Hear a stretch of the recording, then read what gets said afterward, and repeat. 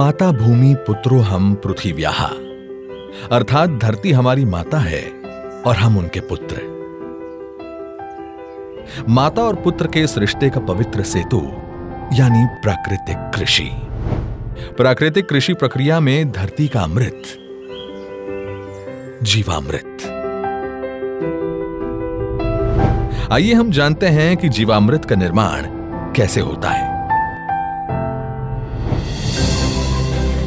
प्रयोगों से पता चला है कि 10 किलोग्राम गोबर के साथ गौमूत्र, गुड़ एवं 2 दले चीजों का आटा या बेसन आदि मिलाकर यदि उसका प्रयोग किया जाए तो चमत्कारिक परिणाम मिलते हैं, जिसका नाम रखा गया जीवामृत। जीवामृत निर्माण के लिए जरूरी सामग्री देखते हैं। 10 किलोग्राम देसी गाय का गोबर, 8 से 10 लीटर देसी गाय का मूत्र, 1.5 से 2 किलोग्राम गुड़, 1.5 से 2 किलोग्राम बेसन, 180 लीटर पानी, मुट्ठी भर पेड़ के नीचे की मिट्टी। आसानी से उपलब्ध इन सामग्री से जीवामृत बनाने की विधि भी इतनी सरल है कि कोई भी किसान इसे अपने आप बना सकता है। इन सामग्री में से गुड़, बेसन एवं गोबर को पानी या तो गौमूत्र का उपयोग करके ठीक से मसलकर लिक्विड जैसा बना लें। अब इन सामग्रियों को एक ड्रम में डालकर उसे लकड़ी के एक डंडे से घोलना है। ठीक से घोलने के बाद जीवामृत बनने के लिए 2 से 3 दिन तक छाया में रख देना है। प्रतिदिन सुबह और शाम घड़ी की सुई की दिशा में लकड़ी के डंडे से 2 मिनट तक इसे घोलना है और जीवामृत को बोरे से ढक देना है। यह जीवामृत जब सिंचाई के साथ खेत में डाला जाता है तो भूमि में जीवाणुओं की संख्या अविश्वसनीय बढ़ जाती है और भूमि के रासायनिक व जैविक गुणों में वृद्धि होती है। जीवामृत को महीने में 2 बार या 1 बार उपलब्धता के अनुसार 200 लीटर प्रति एकड़ के हिसाब से सिंचाई के पानी के साथ दीजिए। फलों के पेड़ों के पास दोपहर 12 बजे जो छाया पड़ती है, उस छाया के पास प्रति पेड़ 2 से 5 लीटर जीवामृत भूमि पर महीने में 1 बार या 2 बार गोलाकार में डालना है। इससे मिट्टी स्वस्थ बनती है और फसल भी उतनी ही बेहतर मिलती है। इससे किसान के मित्र माने जाने वाले केंचुओं की संख्या बढ़ती है। प्राकृतिक कृषि में गहरी जुताई की भी जरूरत नहीं होती है। इतना ही नहीं, प्राकृतिक कृषि भूमिगत जल को भी बढ़ाती है। इस प्रक्रिया से मुख्य फसलों के साथ सहयोगी फसलों को भी उगाया जा सकता है। घन जीवामृत जीवामृत का ही सूखा हुआ स्वरूप है, जिसे फसल बोने से पहले जमीन में मिलाया जाता है। धूप में सुखाए गए 200 किलोग्राम गोबर में ताजा बना 20 लीटर जीवामृत मिलाकर 2 दिन छाया में रखते हैं। इसे एक बार फिर धूप में सुखाकर तथा डंडे से पीसकर महीन बना दिया जाता है। यही घन जीवामृत है, जिसे 1 एकड़ के लिए प्रयोग कर सकते हैं। प्राकृतिक खेती का एक आवश्यक आदान बीजामृत है। बीजामृत जहां बीज को बीज जनित रोगों से बचाता है, वहीं इसकी अंकुरण क्षमता को अद्भुत रूप से बढ़ाता है। देसी गाय के 5 किलोग्राम गोबर, 5 लीटर गौमूत्र, 50 ग्राम बुझा हुआ चूना और थोड़ी सी मिट्टी को 20 लीटर पानी में मिलाकर बीजामृत बनता है। एक रात रखने के बाद इसमें 100 किलोग्राम बीज का संस्कार किया जाता है। इसके 1 दिन बाद संस्कारित बीज बुआई के लिए तैयार हो जाता है।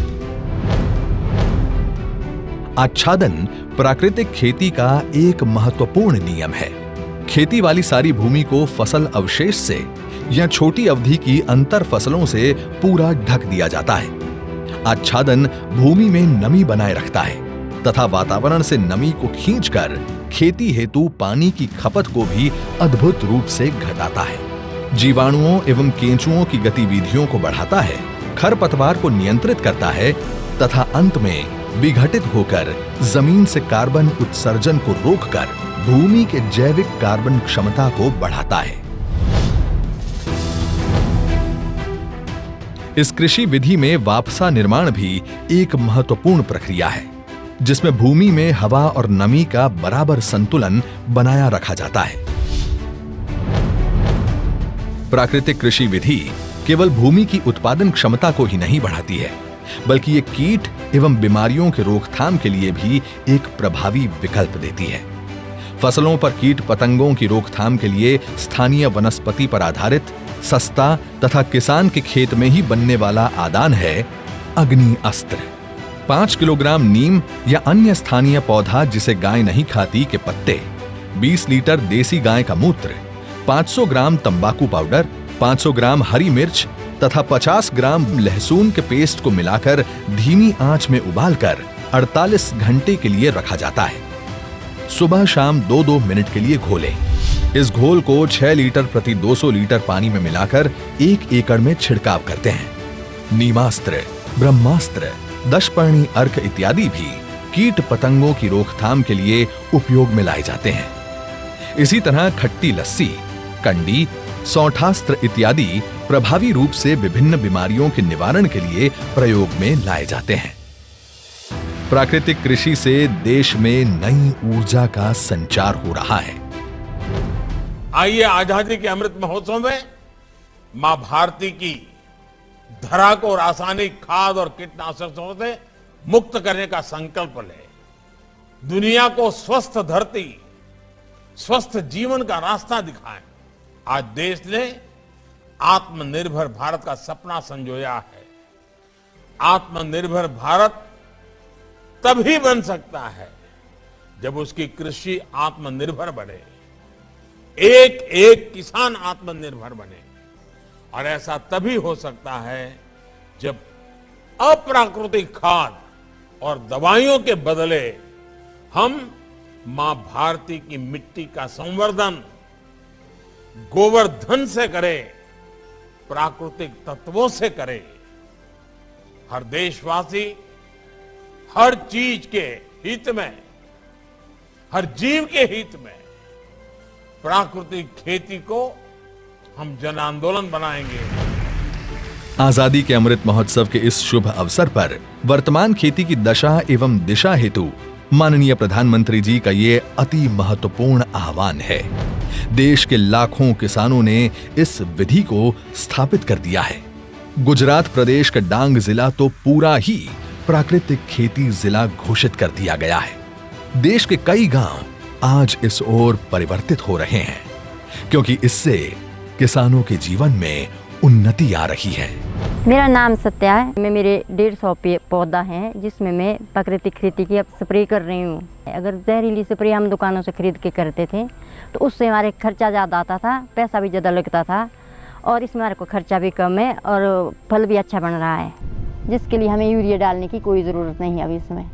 पहले सर अगर 5,000 का खर्चा हमारा आता था स्प्रे का, तो अभी हमारा 500 का भी शायद खर्चा नहीं आया है। इसलिए मैंने अपने बगीचे से शुरू करा है, पर इस साल मैं सबको बता रही हूँ कि आगे के लिए आप ही जो मैंने किया है अपने बगीचे में, आप ये स्प्रे करके देखो। दिल खुश हो जाता है सर, जब अपनी फसल इस तरह से अच्छे से आए तो दिल भी खुश हो जाता है सर।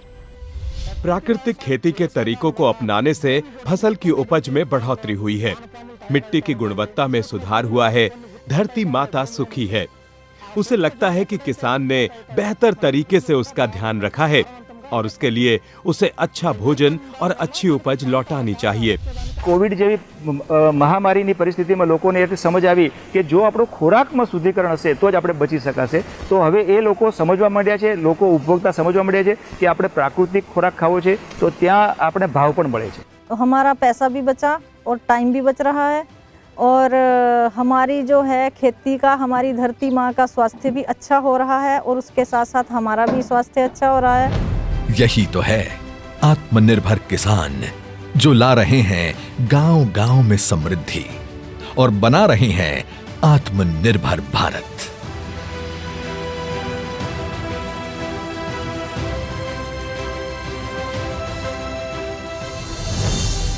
प्राकृतिक कृषि, आत्मनिर्भर भारत के आत्मनिर्भर किसान की खुशी।